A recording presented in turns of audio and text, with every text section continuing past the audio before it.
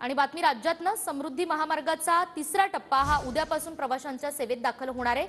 Bharvir इगतपुरीचा 25 kilometre लांबीचा टप्पा हा पूर्ण झालेला आहे आणि 600 किलोमीटर लांबीचे 2 टप्पे याआधीच सुरू झालेत। आमच्या प्रतिनिधींनी या ठिकाणचा आढावा घेतलाय, आपण पाहूयात। महाराष्ट्र शासनाचा ड्रीम प्रोजेक्ट असलेल्या स्वर्गीय हिंदू हृदय सम्राट बाळासाहेब ठाकरे समृद्धी महामार्गाचं तो तिसऱ्या टप्प्याचं काम इथे पूर्ण झालेलं आहे। एकूण 701 किलोमीटरचा पूर्ण समृद्धी महामार्ग असून त्याच्या 2 टप्प्याच्या 600 किलोमीटरचं ते उद्घाटन ते यापूर्वी झालेलं आहे। आता भरवीर ते इगतपुरी पर्यंत जो 25 किलोमीटरचा टप्पा आहे त्याचं हे काम पूर्ण झालेलं असून नाशिक जिल्ह्याचे पालकमंत्री दादा भुसे यांच्या हस्ते 4 तारखेला या टप्प्याचं उद्घाटन होणार आहे।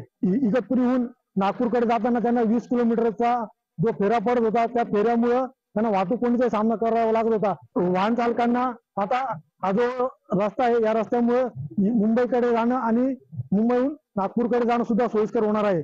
शैलेश पुरोहित, TV9 मराठी, इगतपुरी।